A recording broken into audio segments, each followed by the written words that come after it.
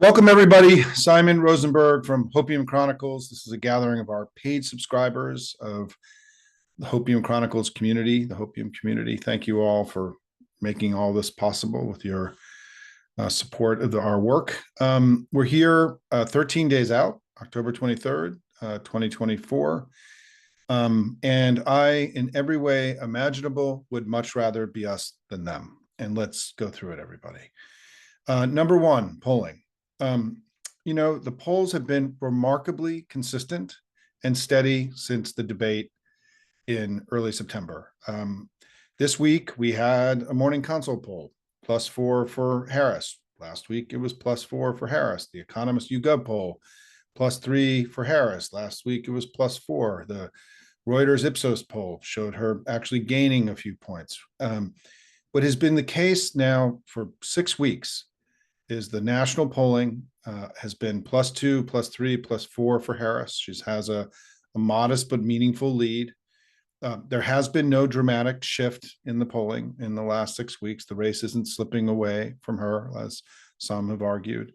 And this week, we had a confirmation that all the polling we're getting that's independent polling is looking just like the polling we got last week. Maybe there was a half a point shift here or there. The stuff bounces within margin of error.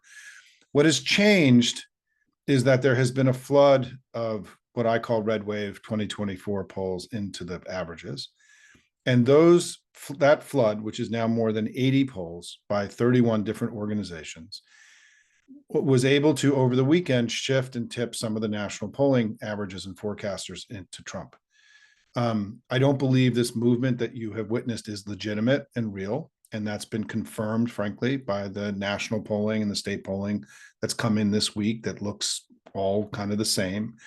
But you have to know and be able to distinguish between the independent polling and this red wave polling. This is what I did in 2022. And it's part of how I'm here at Hopium, is that I created an analysis distinguishing and pulling them apart, showing there was one set of polling showing a red wave coming and another set of polling showing the race being close and competitive.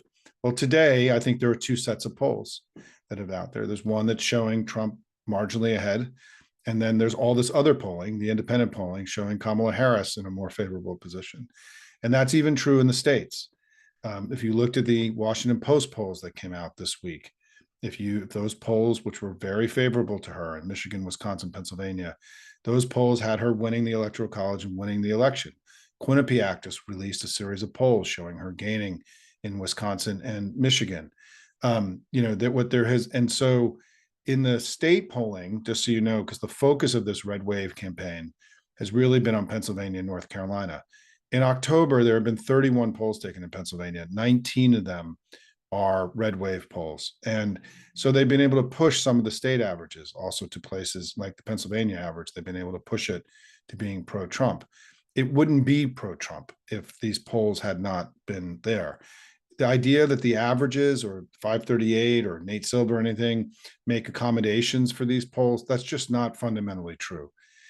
We know from my writing, if you've read my writing in the last few weeks, that, a very bad tip poll that came out 2 weeks ago, 538 admitted it was a bad poll, but it only moved the average in Pennsylvania by 1/10 of a point.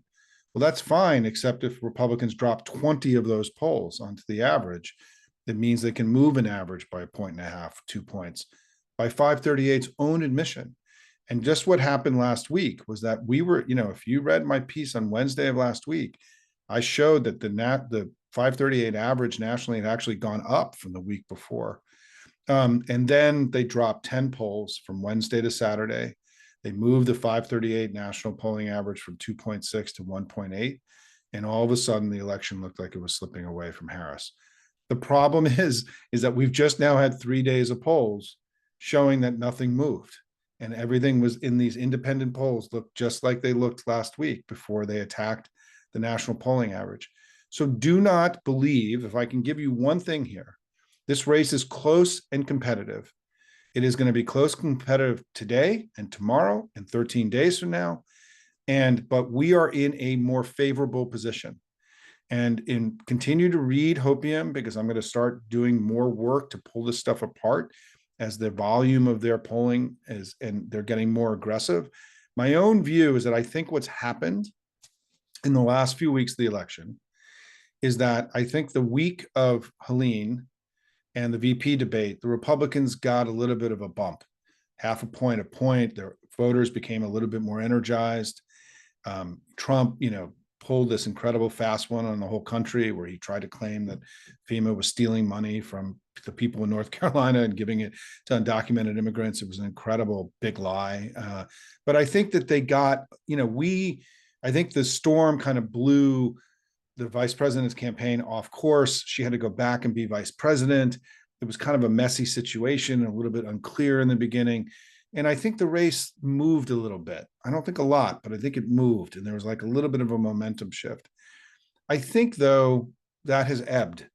And 10 days ago, I got a call from a very prominent Democratic political guy who does a lot of research and polling and said he was starting to get in their focus groups, people, swing voters, voluntarily raising Trump's erratic behavior in the focus groups without prompt, meaning that it was coming up repeatedly, spontaneously from people expressing worry and fear about Trump's unhinged rants and his behavior.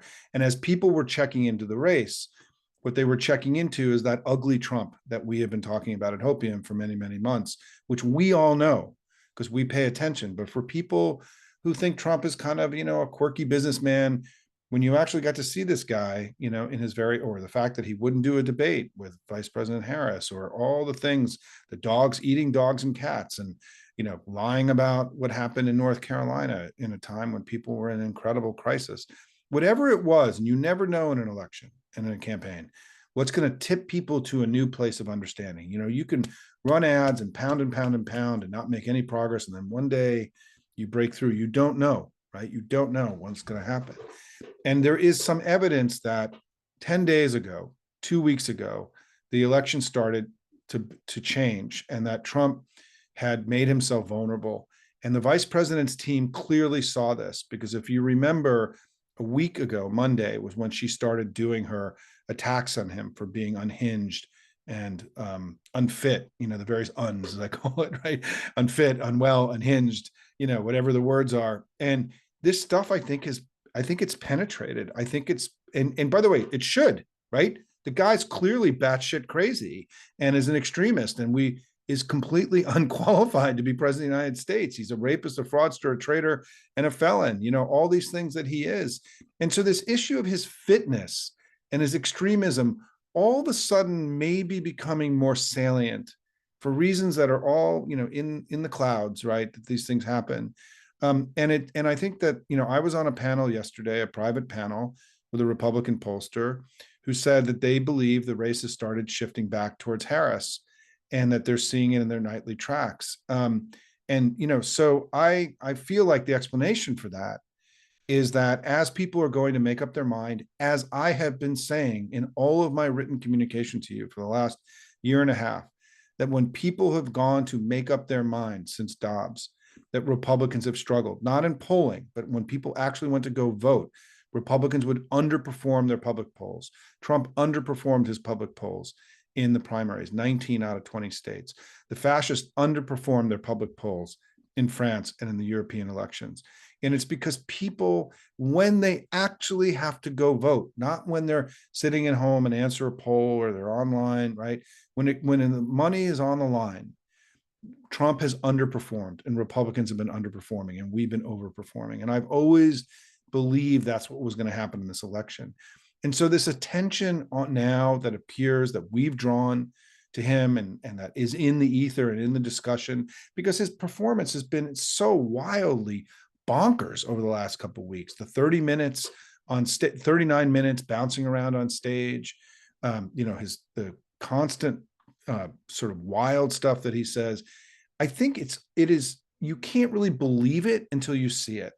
And people have been seeing it. The campaign has done a good job. All their surrogates, Obama, Clinton, Governor Walz, have been hitting this stuff unbelievably hard, in addition to the vice president, who I think has been better at indicting and pulling Trump apart. But she's been better at it than any other Democratic politician in the last 9 years. And it's one of the reasons I think she's going to win the election, is that she understood Trump. She knew how to take him on. She wasn't scared of him. And she made that clear in the very first time that she said anything about this election and the Wilmington headquarters. She was a prosecutor. She knows how to deal with criminals and people like Trump. Wait, I have a bug here. Go away. Sorry. And so I think that the campaigns bringing this up and then Trump continually performing like this buffoon that he is, or the great new term that was brought to the campaign, like a dancing dipshit that we heard from Governor Walz last night, which I think is going to be the epitaph for MAGA potentially, that all these dancing dipshits gathering at this MAGA Star Wars bar, the freaks, Rudy Giuliani yesterday being ordered by the court in 7 days to give up all of his possessions to these two women he defamed in Georgia, including his penthouse apartment in New York and his fancy cars and all of his money, right? It's just an incredible reminder about the MAGA, the dancing dipshit Star Wars bar that the Republican Party has become. And so I'm very actually encouraged by the polling of the last few weeks, not discouraged, and neither should you be. Don't take the bait. They red waved the election in 2022 and we all fell for it. Don't fall for it this time. It is a tactic. It's unfortunate. But remember, the most important thing about this red wave stuff is they'd only be doing it if they thought they were losing. And you only cheat when you're down, right? All this stuff they're doing. Elon Musk illegally trying to buy people's votes in Pennsylvania. The wild red wave, the dumping of all the polls into the polling averages by this red wave stuff. Now forgetting my own list of things, but all these things they're doing to game the system, to cheat, right? To shave off to the lying, the perpetual, unbelievable, never-ending lying about the Democratic Party and Kamala Harris, because they can't beat the Democratic Party that's in front of them. So they have to invent a party that doesn't exist, right? All of this stuff is because they know they cannot beat us in fair and square game, right? We've won more votes in 7 out of 8 of the last presidential elections. We've won 51% of the vote in the last 4. They've gotten 46.5. The country is a center-left country. And they know that in some levels that the only way they can win is through manipulation and cheating, running not just one third party candidate this time, but 3, right? And, in order, which were all paid for and funded by Republican operatives and Republican donors, that what I call the fuckery that they are involved in all the time.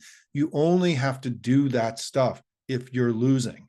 And we should view what's happening with the red wave and the dumping of these polls as something that is a sign of a losing campaign, a desperate campaign, a pathetic campaign that is having to resort to extraordinary tactics because they can't win on the terrain in which this election is normally fought, right? And so I don't want you to lose heart. I feel good about where we are in the polling. I think we're in better shape than they are. The second thing is the early vote. I've been a little bit hesitant to go into the data on the early vote because we're using as a benchmark 2020, which was the COVID year, and it's very hard to make sense of the data. We also know that a lot of states have changed their voting rules, and also the states and when people vote and when they can vote in person and when they can vote by mail. All this stuff is very different state by state. So creating some kind of unitary understanding of what's happening with the early vote is, from a data standpoint, very difficult right now because the states are actually, the numbers are kind of all over the place because states have different rules and so on. And so here's what we do know today using Target Early, Tom Bonier's site, is that in my view, and I'm going to start sharing my math on this over the next couple of days, I think we are performing where we want to be, or in a place that I would consider to be encouraging in Michigan, Wisconsin, Georgia, and Nebraska, where we are performing better than other states and comparing them across all 50 states and where the national vote is here. We're doing really, really well in Michigan. We're doing really, really well in Nebraska. We don't really know how well we're doing in Wisconsin because there's a little bit less data on the voter file in Wisconsin, but it's just a question of how well we're doing, but we're doing well. And Georgia's numbers have gotten better. Our early vote over the last few days has gotten better in most places. And I think there's some evidence that Republicans have had kind of a surge in day 1, day 2, election day voters voting early because they've actually asked them to. The question is, can they sustain it? And this is going to be the test over the next 13 days. We're going to be able to sustain the pressure on the early vote because of all of you and the phone calls and the canvassing and the money that our campaign has. Can they? Can their campaign that has less ads up in the air, has the worst candidate that we've ever seen, the ugliest guy that we've ever seen, who's running around this new shade of burnt orange and looking like a friggin' clown and a freak, right? Is that, and they also have no real grassroots operation. So what is possible is they got a little bit of a sugar high in the first few days of the early vote, but can they sustain it? And what we're seeing is that as we get deeper and deeper into the early vote in these places, they're not being able to sustain it. That doesn't mean they will. I mean, I want to be very clear. This is a day by day thing, but I'm very encouraged. And I'm not saying that these other states, Nevada, Pennsylvania, North Carolina, and Arizona are doing poorly. I just think it's more competitive there. And we're going to have to keep working really hard. And what it means is that we are winning this election, everybody, but we haven't won it yet. It's like we're up, if you use a baseball analogy, we're up 3-2 in the seventh inning, or basketball, we're up by 2 baskets at the end of the third quarter, or, football, we're up by either a touchdown or a field goal at the end of the third quarter. We're ahead. We're beating them, but there's still a lot of election left. And we have to bring it every day, right? That's the critical thing. We have to keep working it. People are open to hearing from us, right? People are voting in large numbers now. Our candidate is really well liked. We've closed the gap on the economy. And so we have to continue to be loud and proud here.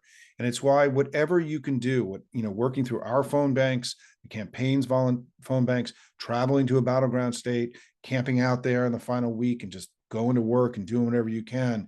We're winning this thing, but we have to go win it now in the next 13 days, in my view. And then finally, as I've alluded to in my conversation so far, I think we have a far greater capacity to close this election strong in these 13 days and move the election towards us than they do. For all the reasons we've discussed, we have more ads on the air. We have better volunteer, we have more people contacting voters than they do. We have a candidate who's bringing it every day, and their candidate is melting down and unraveling every day. But importantly, what I wrote about today at Hopium was this other idea that I've been exploring with you, is that usually at the end of October, there's a debate, and it sort of wakes everybody up to there is an election. Donald Trump, because he's a big blubbery baby man, couldn't, and got his ass kicked so bad in the last debate, couldn't do this final debate and withdrew, as he did, by the way, in 2020. He refused to do the final debate in 2020 with Hillary Clinton because he got beat so bad in those debates. And so what we have is that we have this unusual situation where in these final few weeks, the thing that would sort of push a lot of people to voting and making up their mind and giving them information, they don't have. It's a very unusual situation. I don't know that we've not had a late October debate going back to like the 1960s, right? It's been very unusual. So it means the campaigns are going to have to bring more of this energy intensity than they were on their own.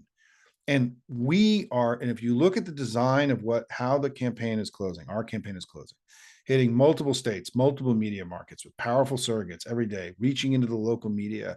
Now we're going to have Bruce Springsteen, right? Michelle Obama, and some famous person in Texas potentially on Friday, right?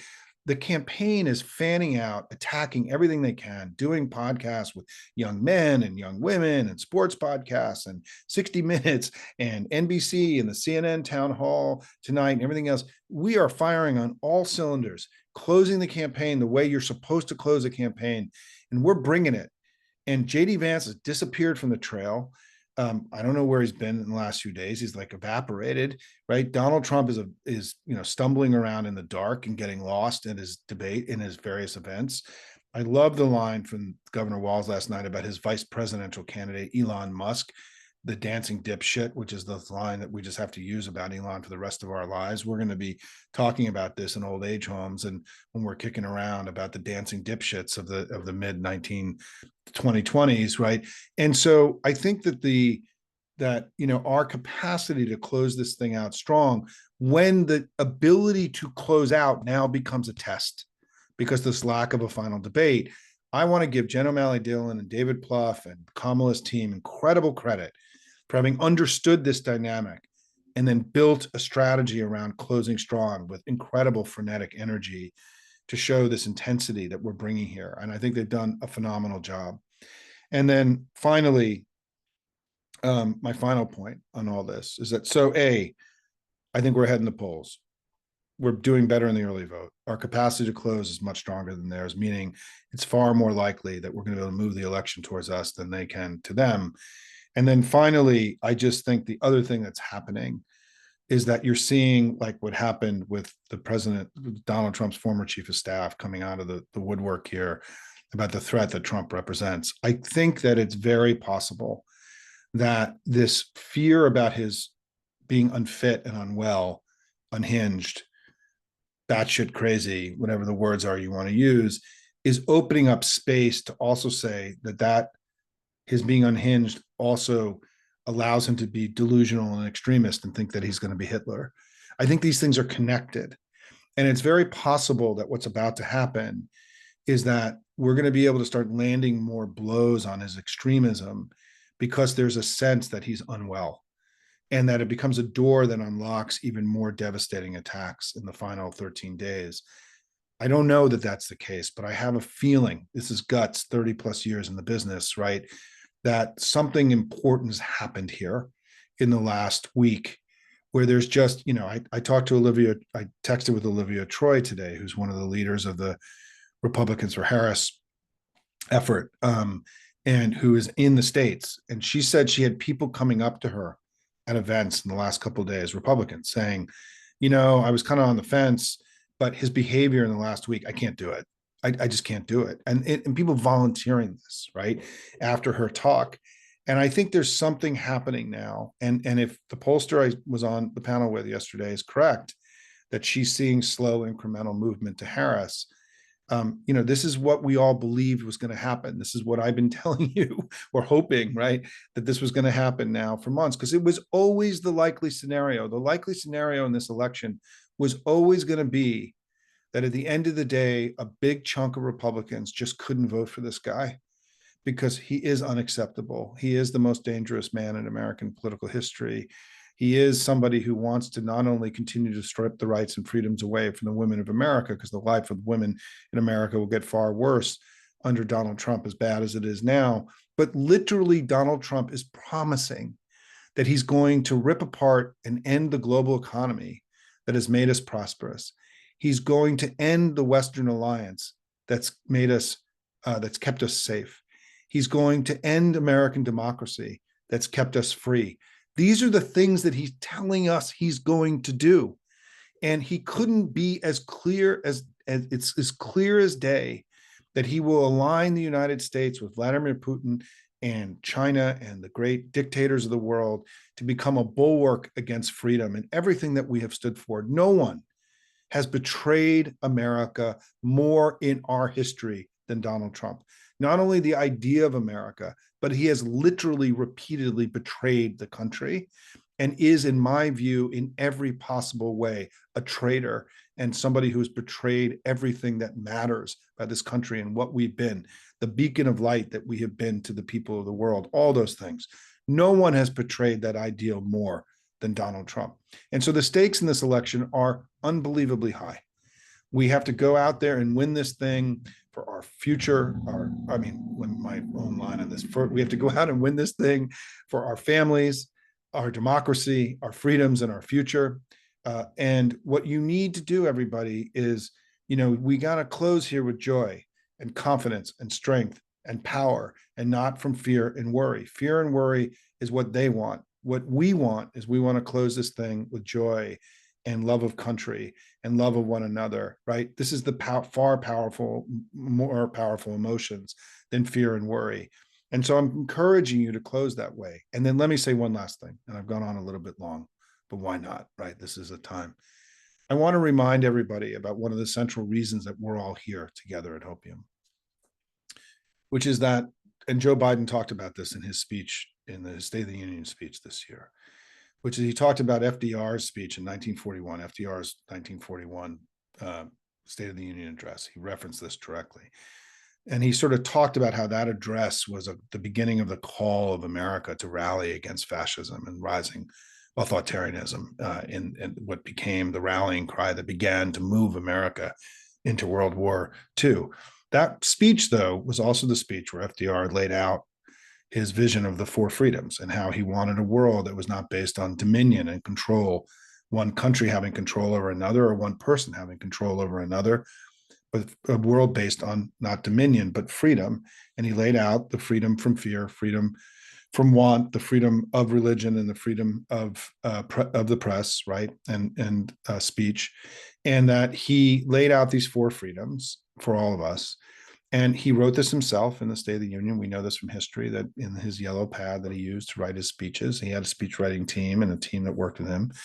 But he wrote this himself. And these four freedoms became the foundation of the modern world. The four freedoms became the basis of the Atlantic Charter that got the United States and the United Kingdom together in 1941, that when became the basis of the alliance that won World War II. The four freedoms became the basis of the United Nations Charter in 1945, which laid out an international law, a global system where one nation could not have control over another, dominion over another. And it was the beginning of the unraveling of all the holdings by European powers, their colonial system. FDR forced the unraveling of all that to be consistent with the United Nations view that no nation should have dominion over another. This is part of what the war in Ukraine is about, is that Russia is actually really trying to go back to a period prior to World War, to the United Nations, where countries could have dominion over one another. And then in 1948, negotiated in part by Eleanor Roosevelt, there was the Universal Declaration of Human Rights was launched, which for the first time in international law, individual people had human rights. There were rights of individuals to have freedom and not dominion, to not have one have dominion over another. And that world of freedom, of these four freedoms, that world of NATO, that world of Pax Americana over the last 80 years has created a golden age in human history. There's never been a better time to be alive in all of human history than there's been over these past 80 years. We've seen life expectancy go from 45 years to over 70 years now in the world. We've seen extreme poverty, despite huge explosion of population, plummet in raw numbers. We've seen more people living under democracy than any time in human history. We've seen more people being literate and being able to read and write. 3 times as many people today can do so as a percentage of the population than in the 1940s, meaning they have more capacity to do and contribute and live out their dreams than any time before. This has been a golden age in human history. And what's important for us is we get this final fuel to go do the work that we need to do for our country and our democracy and for our kids, right? Is that we have to remind ourselves that that world, this golden age in human history, was something that we did. The Democratic Party of the United States did that. We created a golden age in human history. And it's my view that there has never been an organized force that's done more good for more people than the Democratic Party that we're all part of, the Democratic Party of the United States. And one of the reasons that I am so confident that we're going to prevail here in the next 13 days is that when our party was called in the 1940s, we all answered, right? And we rose to the occasion and we defeated authoritarianism and fascism then. And what Joe Biden began in his State of the Union speech, he was making a new call, asking our party to once again answer a call to defeat fascism here and all around the world, to make sure that freedom continued to prevail over dominion. And the reason I end all of this so confident and optimistic is because all of you have been answering this call. Millions and millions of Americans have been going to work, donating money, writing postcards. 80 million postcards are in the process of hitting all across the country, canvassing every day, texting, phone banking, info warring, as I call it, working your networks with good information. You guys have gone to work. You have answered the call. Millions of you have done this. And the millions of you who've answered this call is more powerful than the jumping, the dancing dipshits on the other side, right? I mean, let them have Elon Musk and a bunch of these oligarchs. We got all of you, right? We're more powerful than they are. And we are doing the work for our democracy. And we cannot let up, everybody, is all the good things that we've done together over the last few years. This is the work we're going to do in the next 13 days matters so much more than anything we've done. So my admonition, my plea, my call here is that we got to go to work. Do whatever you can do more, right? We do more, worry less here at Hopium. We got to be doing a lot of doing and a whole lot less of worrying in the next 13 days. We can win this thing. I've laid this all out for you tonight. We're in a far stronger position than they are. We're winning this election, but we haven't won it yet. I would much rather be us than them. All those things. I believe this stuff in my bones. And together, let's go out and go kick Donald Trump's ass and start putting MAGA into the dustbin of history where it belongs. We got 13 days. Let's get this done, everybody. It's been an incredible honor to be in this fight with all of you. And let's finish strong together. Let's do what the vice president says, which is that hard work is good work. And when we fight, we win. Thanks, everybody. Let me get to questions. Dancing dipshits. I don't know who came up with that line. Let's just reflect on it for a minute, because, I write every day and sometimes things stick, like do more, worry less. I don't know where that came from, right? These things stick. You play around with language. The dancing dipshits is like, I don't know. I mean, it is incredible. Like when I saw that video last night, if you haven't watched it, it's on Hopium today. It's really like, it was just, and he delivered it. Governor Walz delivered it so powerfully.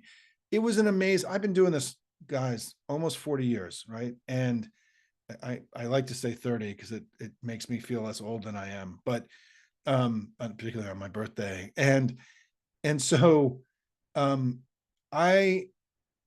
whoever wrote that line, I want to give them, they get a little extra something in their paycheck this week, right? From all of us. And because it was beautiful. I mean, to take Elon Musk and all of his muskiness and turning it into dancing dipshit. Oh God, it was just so beautiful. Okay. I'm not taking raised hands. I'm going to take written questions, and let me try to, let me get a sense of what people is on people's minds. Yeah, let me just say that on the early vote, there are a bunch of questions. So both North Carolina and Arizona had problems with ballots not being delivered on time. And so in both of those states, we need to give it a little bit more time to see what happens. I did an interview yesterday with Catherine Cortez Masto, the senator from Nevada, which will be on the Closing Strong series that I do with Tara McGowan and Courier Newsroom. It'll be out tomorrow. Everyone I've talked to in Nevada is confident we're going to win there. Ruben Gallego is confident that we're going to win in Arizona, right? People, the Georgia numbers have gotten far better. Anderson Clayton came and joined our phone bank last night and did a report from Raleigh. And, the early vote there is getting better every day, right? And they have the strongest grassroots operation. And I will just tell you, in a closing election, last 13 days, you don't want to be on the team with Mark Robinson, right? Who's one of the ugliest political figures in our history. The drag that he could represent to this ticket, I'm not saying he will, could be very, very significant. And because the leader of the Republican Party in North Carolina is a very bad man, and it speaks very badly to all of them. And as any of you are here from North Carolina, you know that the activists and the volunteers are working harder right now than they've ever worked in any campaign. And Josh Stein is running a terrific race. And so I'm optimistic that we can win all these states. I mean, I think we're competing in all 7. They're all really close. And certainly we should be deeply encouraged by Michigan and Wisconsin and Nebraska and now Georgia. And, part of the problem with Pennsylvania, right, is they have only mail ballots. There isn't in-person stuff. I don't know, Pennsylvania is only a little bit behind Georgia, but we're not blowing it out there. Everyone needs to realize, like, we're not blowing it out in Pennsylvania. We're doing well, but it would suggest the election is going to be very competitive in Pennsylvania. And so I know there are people on Twitter and on the internet claiming the firewall and everything else. I mean, I just want to say to all of you, there are a lot of people who are writing about the early vote right now that are unbelievably full of shit, and you should be really careful. I'm very careful to not say these kinds of things because I'd rather talk about the people that I try to not denigrate anyone who are trying to help all of you understand politics. And I try to just to showcase to you the people that I like. But there is a lot of bullshit flying around right now, and people have to be very careful to not follow false prophets in these final few weeks. I mean, part of the reason I haven't been giving you more information about the early vote is I wasn't sure about what I was looking at, right? The data, This election is being like 2024. It's not being like 2020 and 2022. And, the differences in the way that people are voting is very complex. It's very hard to compare a state like Pennsylvania that doesn't have large in-person voting with states that have large in-person voting, right? These are apples and oranges in some ways. And so we have to be very careful now. And I think that when my advice to all of you about all this data, early vote data, polling data, it's really close, and it's going to be really close for the next 13 days. And what we have to do is keep working it to make it not be close. That's our job. But there's been, I think, a little bit too much over analyzation of things. And if you haven't been able to read, by the way, the New Republic today, I linked to it. The New Republic has a piece featuring Tom Bonnier and I about the emergence of all this red wave stuff. And yeah, I mean, part of your view should be is like, you got to be kidding me. How is this stuff happening? Why aren't we talking about it more? It's just consistent with the contempt that MAGA and Republicans have for all of us. It's consistent with their illiberal and anti-democratic ways that they can lie to us and cheat and manipulate and create false data and create fake polling and feel that that's somehow justifiable. And I just want everybody to understand, again, this fundamental thing. In the last 4 presidential elections, we've averaged 51% of the vote, our best run since FDR's 4 elections in the 1930s and 1940s. They've averaged 46.5% of the vote. The country is a center-left country. They know that. So they have to win, they have to cheat. And cheating and manipulation and lying and all these things that you do when you can't win straight up is the core of their politics now. Right? And so we shouldn't be surprised by any of this anymore. We've been seeing it. Donald Trump openly collaborated with the Russian government in 2016 to win the election. They tried to overturn the last election, right, in 2020. They've been lying about the last election every day for the last 4 years. For them to drop 80 polls into the polling averages, given what they've done before, is like T-ball in a Major League Baseball game. This stuff is like nothing, right? A couple $1 million, a few dozen people you pay off. No biggie compared to the things they've already done. And so I think we have to recognize is that, again, all of these things they're doing and their descent into illiberalism is essentially an acknowledgement of the failure of their politics, that they can't actually build a politics that's both popular and produces for the American people. The last 3 Republicans have led us to to recession and higher deficits in American decline. Donald Trump left us with the biggest deficit of any president since World War II. Donald Trump saw the first job loss on his watch since Herbert Hoover in 1932. Donald Trump's economic record is one of the worst in American history.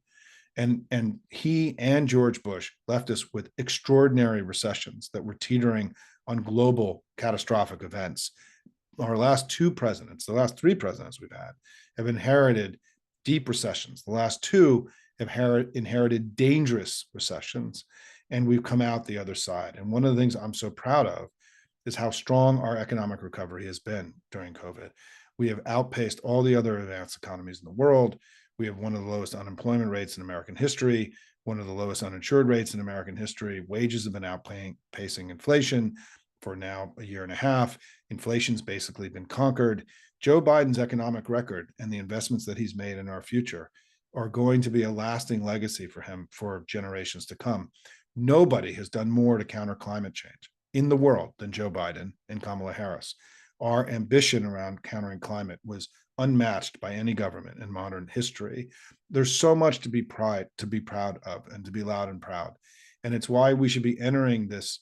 When I say I would much rather be us than them, I just don't mean that politically, right, in the elections.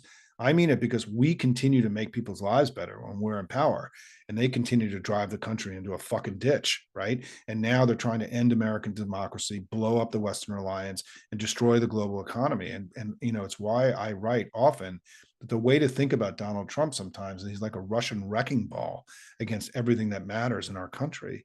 And so, we should close this thing out with a sense of confidence and strength that we're part of an historic enterprise that's done so much good for the people of the world and the people of the United States.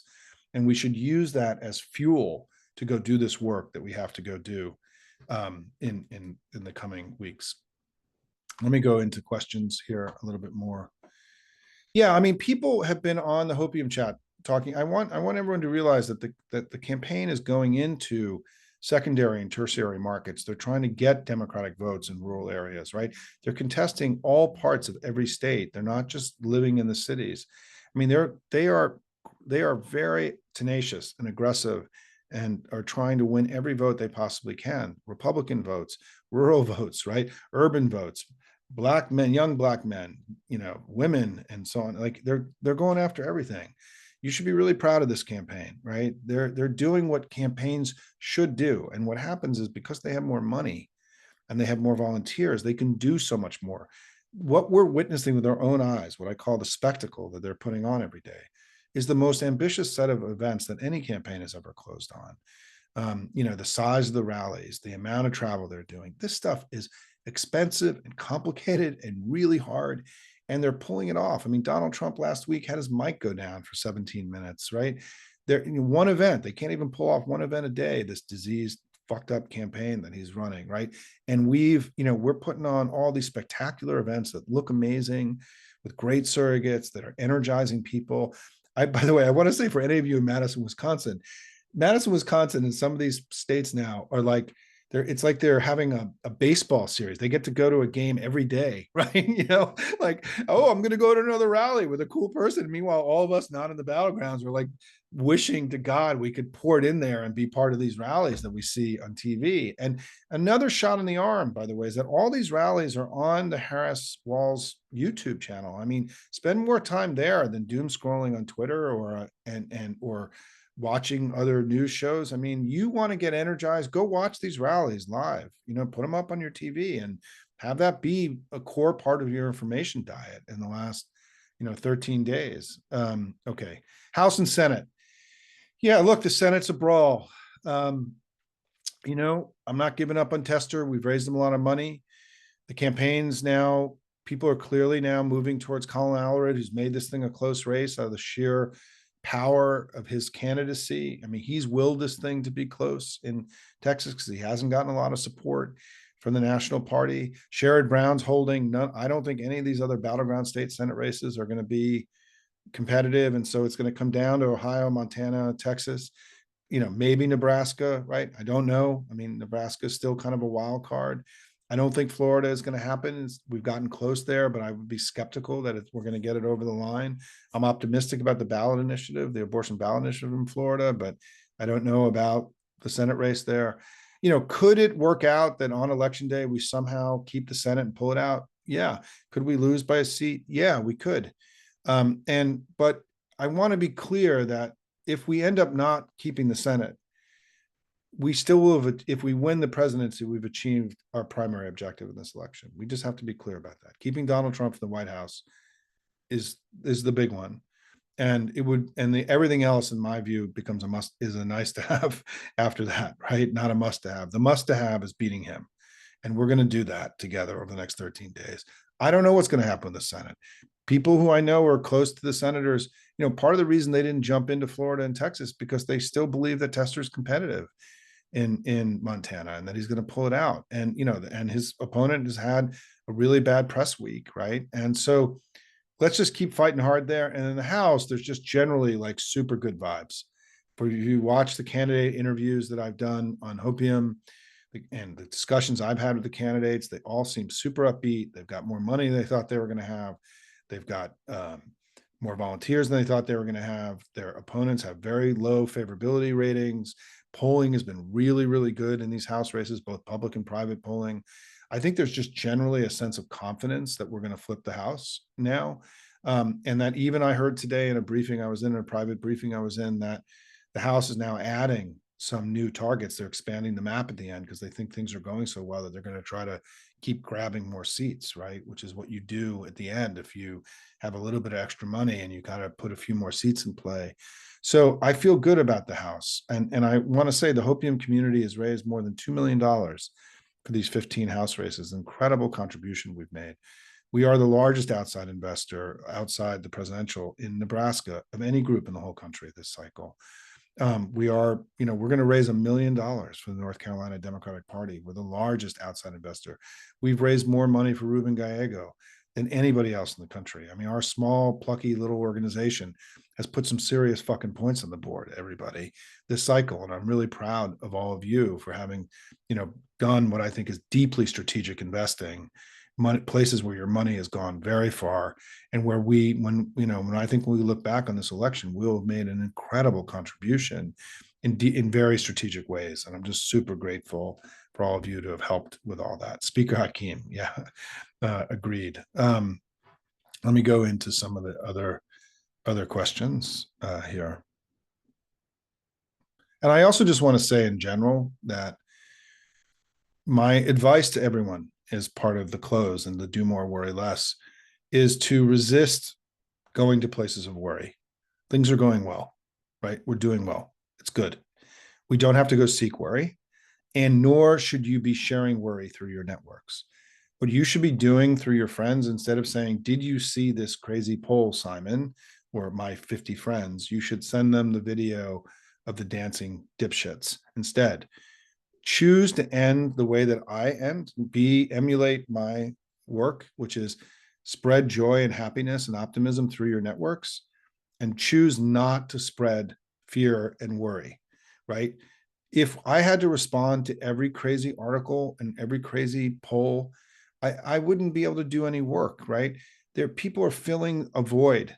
The election hasn't really changed all that much. If you're a political writer, this thing's been very static. It means that you have to invent things out of nothing. Don't get blown around by the noise, by all the craziness. Stay focused, right? We have a better candidate, a better campaign. Polls are better for us. The early vote's going well. Stay there. Don't get blown around by all this stuff. Don't go seek worry for the sake of doing it. We've got to break that habit. We have a habit in our family, I think, of going too quickly to worry, to assuming. I mean, one of the best examples of that was in North Carolina. I started getting all these messages like, what does this mean? We're going to lose North Carolina because of this. And of course, everyone thought that would immediately hurt us more than them. And then, the analysis comes out and it's going to hurt Trump more than it's going to hurt us. But the immediate assumption was that it was somehow going to hurt us more than them. And people got to slow down on this stuff, right? And to try to exercise the worry out of them and to come at the world with a little bit more hopium, right? Which is that hopium is hope with a plan, right? We don't expect the election to turn out well. We do the work to make it so. And frankly, we've had a really good track record the last few years of going head to head with MAGA and kicking their ass. And so my greatest advice to you and my birthday present to you is to live in a place of joy and the glass half full, whatever your analogy is, and do not spend these next 13 days in a place of worry and a glass half empty. It's just, it's a choice, by the way, that you make every day, right? You take more responsibility for the sentiment you put out into the world and in your networks. Do not take the worry that's inside of you and spread it out to other people, because at the end of the day, that's deeply selfish, right? It's not, the worry can be inside of you, but sharing it with others is not okay. Share joy, happiness, confidence, celebrate the things that are going well. That's my advice to you, to help, is how you can help us close strong, in addition to all the other ways that you're going to in the next few weeks. Let me just look and see. Yeah, the General Kelly's remarks, I think, are fitting into the story that I was telling earlier about this sort of congealing of the ugliness and the extremism and his unhinged unfitness. It's very possible this stuff comes, to all together into a ball, right? And that's when this stuff becomes meaningful in an election. And so, I think that it's coming at a critical moment where it could do more damage potentially than it even could have done 2 or 3 weeks ago, because of the things that I was describing earlier. I mean, anytime that you have a former chief of staff and a former 4-star general saying that the president told him that he admired Hitler's generals, that's something that we should know. And we do know that now, that Trump has expressed admiration for Hitler and for fascists. And I think that after that, you know how Donald Trump says all the time that, if Jews vote for Democrats, they should have their head examined. Well, if any any Jew votes for Donald Trump after these comments, they should have their head examined, in my view. Um, the early vote, it's much better to vote early than to vote on election day. And the reason why is that when you vote early, you come off the voting rolls for the campaign and allows the campaign to target lower propensity voters earlier. It helps us grow our vote and create more Democrats and win the election. The second thing is when you vote early, you stop getting phone calls and door knocks, and you'll still keep getting mail because that stuff is done too far in advance. But the campaigns will stop contacting you for the most part, right? And then finally, also, I still believe that the orderly execution of the early vote and all these millions of people voting enthusiastically is sending a very powerful daily message that our democracy is working, that people are voting, it's all working. And I think every day this happens without incident, it makes it harder for Donald Trump to claim that somehow what you just witnessed over the last 3 weeks with your own eyes was somehow a rigged thing, and that you didn't see it, but it actually secretly the Democrats, through all their various ways, right, were secretly cheating through all this stuff, right? When all this voting is done by independent folks, and there's county officials checking all this, right? And so I think that the act of early voting also helps us create a narrative and story that our democracy is working as intended, which just makes it more difficult for Trump when he makes the case that he's, going to, when he contests the election. I don't think it's a question of whether. I think it's going to happen.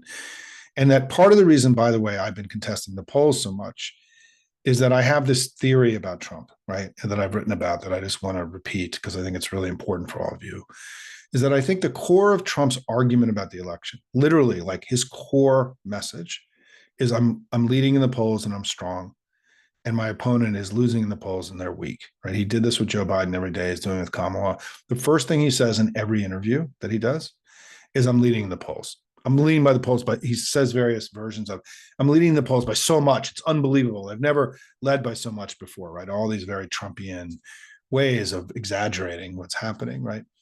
And so his whole brand architecture of his campaign is built on top of I'm leading in the polls and I'm strong.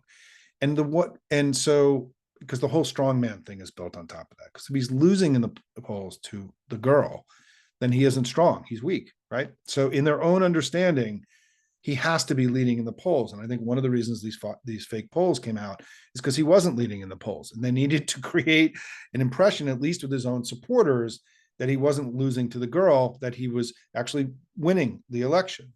The second thing is that I think it's a tactic to obscure his ugliness, because what he's basically telling everybody is I may be a rapist, a fraudster, a traitor, and a felon, but I'm leading in the polls and I'm strong. I may be a bigot, a xenophobe, a misogynist, and a racist, but I'm leading in the polls and I'm strong. I may want to end American democracy for all time, end the global economy that's made us prosperous, end the Western alliance that's kept us safe, but I'm leading in the polls and I'm strong. And it's a tactic to obscure the ugliness of him and his ugliness. Third is that it's a predicate for him to contest the election, right? Because now what's happened is they've conditioned 80% of their voters believe, 80-90% believe that he's winning the election based on these fake polls and the fake maps and RCP and all this stuff, right? So just like, CBS had this poll 10 days ago, 85 or 90% of Republicans believe today that FEMA took money from North Carolina and diverted it to undocumented immigrants, which was just a wild invention, right? It's not even a lie. It's something beyond a lie. And, but they believe it happened. And what they're doing now with all this fake polling is they're conditioning the Republican electorate to believe that he's won. So when we win, he's going to be able to say, look, they cheated, right? You saw the polls. I'm winning. You saw the maps. I'm winning, right? So this is also, in my view, a predicate for him to contest the election, which is one of the reasons we have to contest this. We have to contest the issue of whether he's winning the election or not in the polling, because it's actually central to both his brand architecture and also to his ability to contest the election. Because if we go into election day with everyone thinking that we're winning and the polls look good and the early vote's been really good, then it gets much harder for him to claim that somehow he's actually winning and that we stole it from him. when if everyone thinks we're actually winning, right?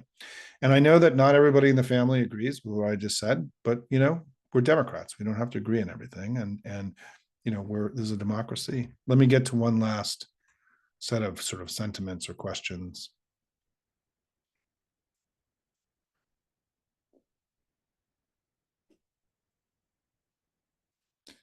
Yeah, I mean, I think I just generally view. I don't think there's been a consensus or conventional wisdom about the turnout. I think there's been just a lot of really. I just want to say, everybody, I'm going to say this: that the amount of just ill-informed, ridiculous bullshit analysis in our political system is unbelievable. And I'm older now, right? I'm not young anymore, and I've been around for a long time.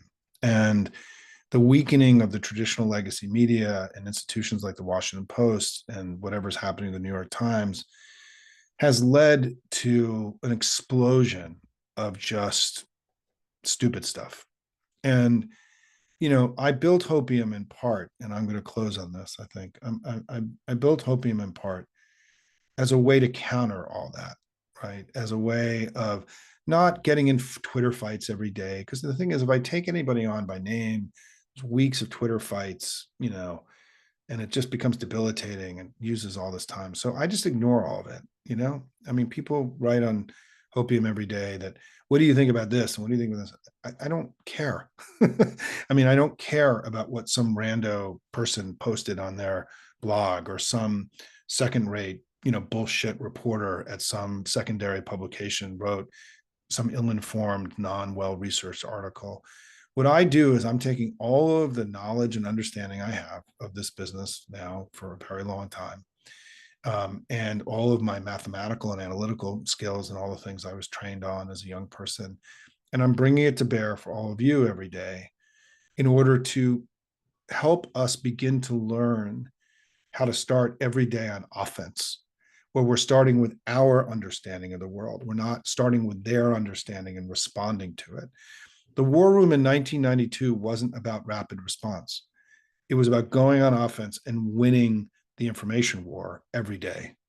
I worked in the war room with Carville and Bagala. I mean, Carville and Stephanopoulos and everybody. Bagala was on the plane. But the whole idea was that, we had to go on offense and dictate the terms of the debate every day. And that when attacked, we responded. That was the rapid response part of the war room, right? But I think, too much, in part because of the power of the right-wing noise machine and because of just our addiction to fear and worry, right? Is that I think, allow them to live too much, rent free in our heads far too much. And part of the Hopium project is to extract you from that, right? Is to remove you from a world where your world and understanding is being dictated by them, as opposed to it being dictated by us. And we have a lot of work to do on this. Some of this is just the reality of what's happened with the power of the right-wing noise machine every day, which we can remove ourselves during campaigns when we raise lots of money and control the information environment. But they're louder than we are. They have more power to dictate the daily discourse and the understanding. But you have to become more conscious about that, right? And understand of the level of manipulation and fuckery and bullshit in this game every day, and realize that there are incredibly powerful forces, Russia, Iran, China, MAGA, who are working the information environment every day. And so knowing all of this, as I did, and as I witnessed in 2022, when the entire national media fell for this fake red wave narrative, which was a tragedy for the country and for the integrity of our information ecosystem, I built Hopium in part to create a place where every day you could get up and start from a place where we are, not where they are, and to learn this. It's like a learned behavior, and where you understand that I'm not going to let some thing on Real Clear Politics or something that's coming out of Fox News or something that Donald Trump said, I'm going to put that in the corner over there. I'm not going to let that have power over me, right? I'm stronger than all that.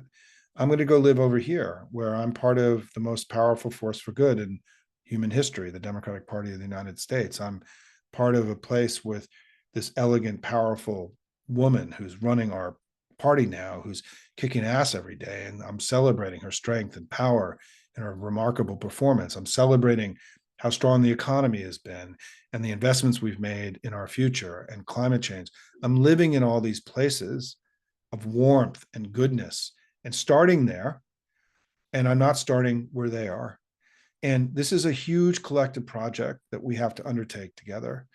And Hopium was really an attempt to do that for me, by the way. I'm doing this in part for me. I do this because I want to get up every day living in this warmth and this strength and this power and this goodness and not live, because I think, just to close, is one of the central tactics of MAGA has been to pump negative sentiment into our discourse every day. They want us to feel bad about our leaders, our country, our democracy, our institutions, each other. And part of the way we defeat MAGA is by operating based on love of country. When they talk down America, we talk it up, right? That we bring positive sentiment into the discourse. We have to make the wicked witch evaporate, right? Through the power and the goodness and the optimism, the intrinsic optimism of this country, right? The things that have made us great for 250 years. We've got to get connected back to that. And I will just say that Kamala Harris, part of her power and the reason she's going to win this election, is she's tapped so deeply into love of country and to patriotism in ways that were appropriate in a time when we're running against somebody who's betrayed this country more than anyone in our history, who's running on this rancid nationalism as opposed to patriotism. And so I just want to close by saying that part of our job is to not give in to the negative sentiment machine, to not become an ally of MAGA by spreading negative sentiment about our country and each other every day, and to create a different kind of politics, a politics of joy and optimism, of hopium, of love of country and patriotism and love of one another. That's how we're going to beat MAGA over time. It's how we're going to beat MAGA in the next 13 days. And it's how we're going to beat MAGA over the next 2, 4, 6 years, whatever it's going to take, to make sure that we do what we must do, which is to take this dark period in our history, to take this philosophy that has overtaken the Republican Party and flush it as hard as we possibly can into the dustbin of history. Love you guys. Happy birthday collectively to all of us. Let's go win this thing for our families, for our democracy, for our freedoms and our future. For Kamala Harris, for Tim Walz, for Democrats up and down the ballot. It's been the greatest pleasure in my life to be in this fight with all of you, but it only matters if we go win this thing in the next 13 days. Keep fighting, everybody. Take care.